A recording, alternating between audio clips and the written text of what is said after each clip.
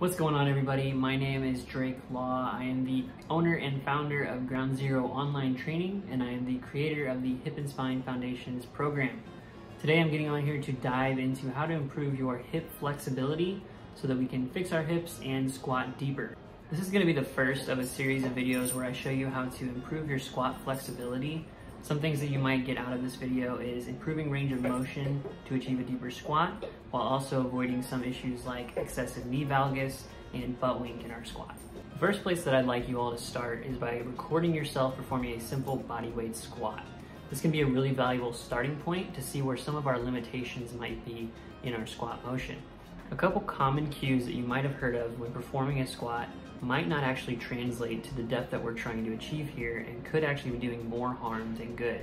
Some of these common cues that you may have heard of are things like pushing your knees outward or externally rotating and pushing your hips backwards to perform the squat. These cues don't necessarily translate towards sitting into the bottom of the squat, though they could have some carryover to some other variations of the squat depending on your specific goals. When you film yourself performing the squat, a couple of things to look for are excessive forward lean of the torso and early rounding of your spine. If we are able to get into a full squat position, there will more than likely be some rounding of the lower spine, but it is only really an issue when the rounding begins at 90 degrees or lower. After you film the squat, if you're still not sure what to look for or are having trouble identifying your limitations, feel free to send me a message on Instagram of your squat so that I can try to provide some feedback for you. The link to my Instagram is in the description below. First thing we're going to want to do to improve our squat flexibility is looking at improving the flexibility of our posterior hip capsule and our piriformis muscles. This is really important because a lot of people are stuck in a concentric shortened position in the lower glutes and upper hamstring complex.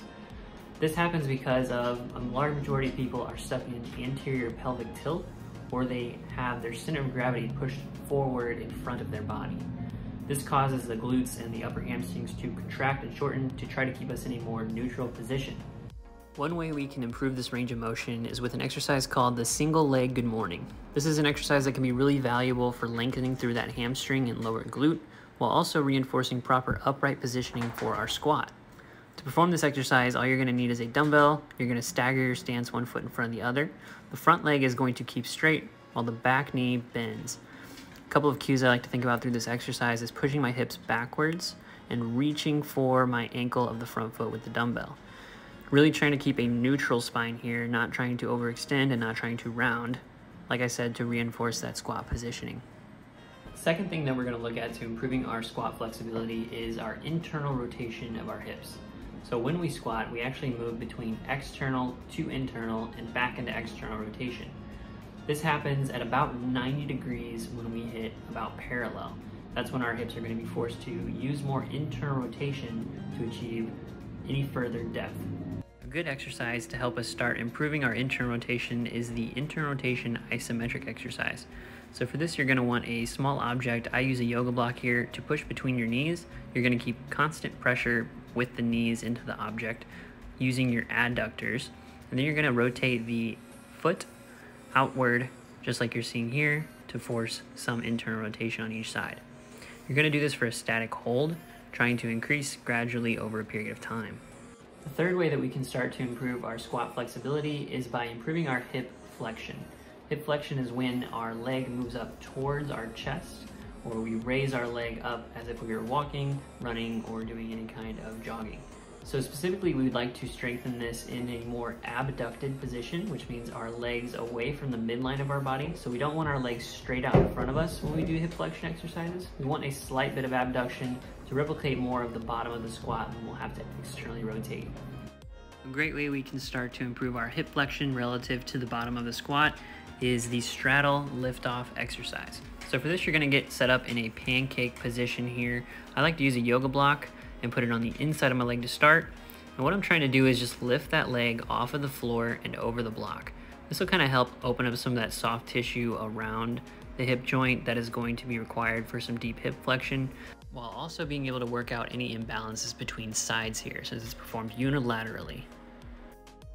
Of course, even if we are super proficient in all three of these different exercises that could translate to a squat, it doesn't necessarily mean that we are going to be proficient in an exercise that's a little bit more complicated and compound like the squat itself.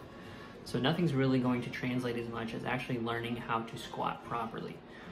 So one thing that we can really look to improve on here is the mechanics of the squat, specifically working on imbalances between sides by performing split squats or unilateral squats. One thing I'd also like to talk about is whether or not somebody can actually achieve a full range of motion squat. I get this question a lot about whether anybody can actually squat deep, and the truth is there is some variation and it does depend. But more often than not, most people are able to achieve a full range of motion squat with enough time, practice, and flexibility. There are certain cases where this could not be the case, and most often this is going to be people who have had some kind of reconstructive surgery or have a full replacement of the knee, hips, or ankle. Of course, these people are going to be more limited in being able to achieve a full range of motion squat because there are outside external forces that are preventing you from achieving a full range of motion in that joint. Now, for most people though, I do believe that it is 100% possible to achieve a full range of motion squat. A lot of people like to use the argument that there are variations in hip anatomy or femur length that could limit someone's squat. And while this is true, there are variations, it doesn't necessarily mean that it can limit us because everyone has the same amount of function throughout their body. A really easy way to test if you have a limited range of motion because of your anatomy is by doing exercises like a front foot elevated split squat. This will ideally show you a full range of motion through both your knee and hip to be able to achieve a squat position. Now, over 90% of the time, people are going to be able to work towards a full range of motion through an exercise like this, which should translate into a full squat position. Of course, like I said before, even if you are proficient in this movement, there is still going to be learning the bilateral movement of the squat itself that can be a little bit more complicated and take plenty of time and practice. This is also something where if you are really struggling or you're not quite sure about your specific limitations, you might consider hiring a coach. And that's something that I do offer to all my clients, is looking at specific situations and limitations and then game planning and blueprinting for them to achieve the range of motion that they desire or that they require for any kind of activity. If you're interested in learning more about that and learning more about Ground Zero online training, feel free to send me a message on Instagram or send me an email and I can try to assess your situation and give you an honest recommendation about what I would do. Thank you so much for tuning in to this video, and I hope there were some things in here that were really valuable to helping improve your squat flexibility. Make sure to try some of these exercises out over a consistent period of time so you can see the best results.